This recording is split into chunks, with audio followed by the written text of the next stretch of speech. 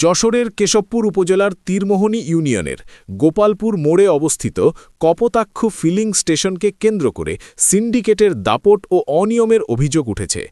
অভিযুক্ত হলেন ১ নং তীরমোহনী ইউনিয়নের ৩ নং ওয়ার্ড বিএনপির সভাপতি ও ইউপি সদস্য মহির মেম্বার।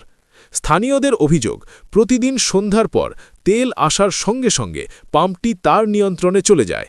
সাধারণ মানুষ সকাল থেকে রাত পর্যন্ত লাইনে দাঁড়িয়েও তেল পান না, অথচ মহির মেম্বারের নিজস্ব লোকজন ও ট্র্যাক্টরগুলো অগ্রাধিকার ভিত্তিতে শত শত লিটার তেল পাচ্ছে। অতিরিক্ত অভিযোগ রয়েছে, মহির মেম্বারের পরিচিতদের গাড়িতে পেট্রোল ফুল করে দেওয়া হচ্ছে, অথচ সাধারণ মানুষ প্রতিটি গাড়িতে ২ থেকে ৩০০ টাকার পেট্রোল পাচ্ছেন।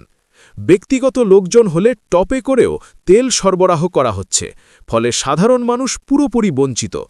প্রতিবাদ করলেই পরিস্থিতি ভয়ঙ্কর হয়ে ওঠে। ভুক্তভোগীদের দাবি, মহির মেম্বারের বাহিনী হুমকি, মারধর ও ভয়ভীতি প্রদর্শন করে। সর্বশেষ কলারোয়া এলাকার এক কিশোর গুরুতর আহত হয়ে বর্তমানে হাসপাতালে চিকিৎসাধীন। এছাড়াও গতকাল রাতে এক মোটরসাইকেল চালকও হামলার শিকার হয়েছেন। এ সময় মহির মেম্বারের অনিয়মের ভিডিও করতে আসা সাংবাদিকদের দিকেও তেড়ে আসেন এবং অশালীন ভাষায় গালিগালাজ চালিয়ে যান। পাম্পে দায়িত্বে থাকা ২ পুলিশ কর্মকর্তা বাধা দেওয়ার চেষ্টা করলেও তার কথাও শোনেন না এবং তাদের উপরেও ক্ষুব্ধ খান মহির মেম্বার। ফলে তারা চুপ করে বসে থাকতে বাধ্য হন। পাম্পের মালিক জানান, আমি এ ব্যাপারে কিছু জানি না। ট্যাগ অফিসার ও উপজেলা নির্বাহী অফিসারই পাম্পের দায়িত্বে আছেন। প্রশাসনের কার্যকর পদক্ষেপ না নেওয়ায় সাধারণ মানুষের ভোগান্তি বাড়ছে।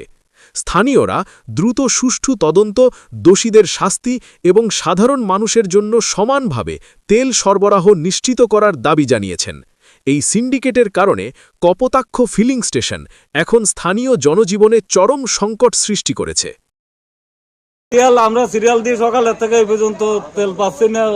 ওইখান থেকে গেটের মুখে তেল নিয়ে চলে যাচ্ছে। এখনই এসে এখন রাত 12:30 বাজে গেছে। ওই যে 2 নম্বরে তেল নেছে সব আমরা লাইনে আছে 10 ঘন্টা করে, অথচ লোক আছে ওখানে এখন এসে আমাদের ট্যাঙ্কি ভরে তেল চলে যাচ্ছে। ট্যাঙ্কি ভরে তেল চলে যাচ্ছে, যখন এসে তখনই